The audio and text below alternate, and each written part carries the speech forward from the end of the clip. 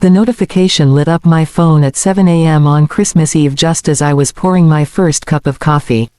It was from my father, Gregory, and it was only 3 lines long, yet it changed the direction of my life in a way I could feel instantly in my chest.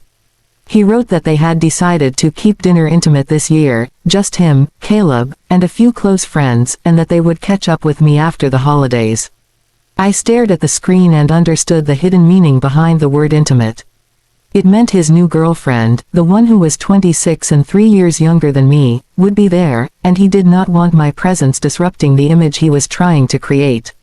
My brother Caleb, the golden child who had never worked a steady day in his life, would be welcomed without question, while I was quietly excluded.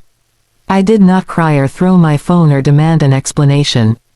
A cold and steady clarity settled over me because for 29 years I had been the fixer, the safety net, and the dependable one who always showed up, and in that moment I realized I was finally unnecessary to them.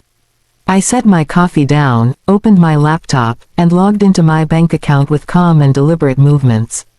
I bypassed the savings I had built for a decade and initiated a wire transfer for $650,000, which was my entire liquid balance. The recipient was the county bank holding the foreclosure title on Blackwood Ridge, a sprawling frozen ranch my brother Caleb had tried and failed to purchase 3 months earlier. He had bragged about owning it for weeks even though the financing never existed because banks do not lend $500,000 to unemployed gamblers with unstable credit. When the screen confirmed that the transfer was complete, I felt a quiet certainty rather than fear. 20 minutes later I was in my truck driving past my childhood home, seeing my father's car in the driveway and the Christmas tree lights glowing through the window. I did not slow down or reconsider. I kept driving until the house disappeared in my rearview mirror and became a small and meaningless speck against the snow, because I was not going to their dinner and I was going to my ranch to begin something entirely new. Blackwood Ridge rose out of the Wyoming wilderness like a fortress of pine and stone surrounded by 600 acres of silent land. The unplowed driveway was buried in knee-deep snow and the house looked dark, cold, and imposing, yet it felt exactly right to me. I stepped into the biting wind holding the deed that carried only my name, and for the first time in my life I felt like a complete person rather than an extension of my father's ego.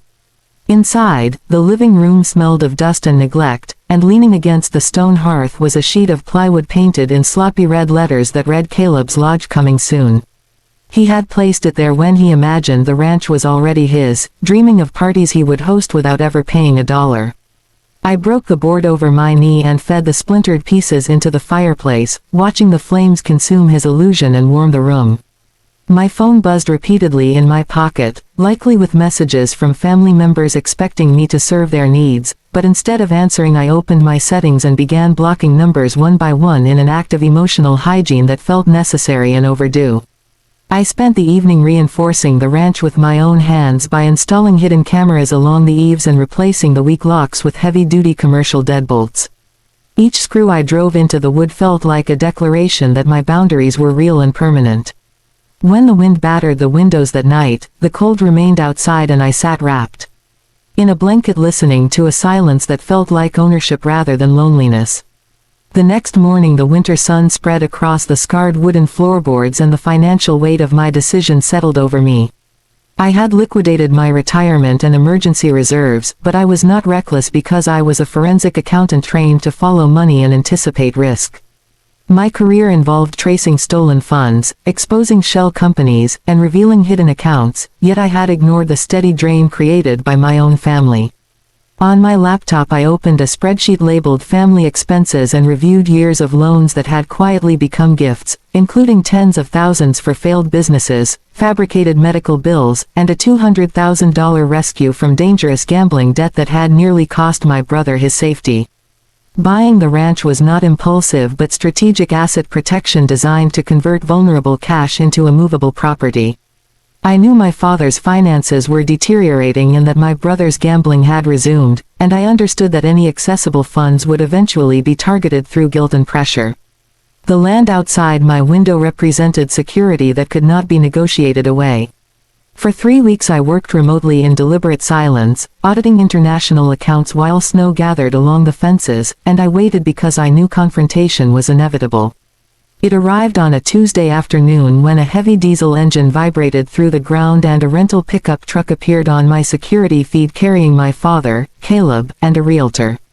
They approached the door with entitlement, and when my father's old key failed he retrieved a crowbar and forced entry with calm certainty, believing my home was an extension of his authority. I recorded everything from the shadows as they moved through my house discussing prices and plans to liquidate my belongings. Their actions were not frantic but methodical, as if erasing me was a routine task. When Caleb carelessly discarded a sentimental vase, I activated the silent panic relay connected directly to county dispatch. Floodlights ignited across the property and sheriff vehicles arrived almost instantly, accompanied by Jasmine, my lawyer and closest ally, carrying documented proof of ownership and trust protections. My father attempted to reframe the situation as a family dispute, but the broken door and crowbar told a different story. Legal clauses were cited, charges were listed, and the reality of burglary and attempted theft replaced his narrative. When he tried to retaliate with false accusations, additional violations were added to the record, and he was placed in handcuffs while the trust authority transferred fully to me. Later, as snow began falling again, Jasmine and I sat on the porch watching the quiet return to the land. My phone filled with demands for bail assistance and emotional appeals, and I blocked each message without hesitation.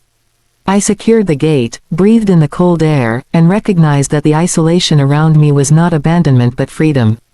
The ranch stood as a testament to deliberate choice, financial intelligence, and personal boundaries that could no longer be crossed. In claiming this space and defending it with preparation and lawful action, I had transformed years of silent endurance into independence and stability, and for the first time my future felt entirely my own.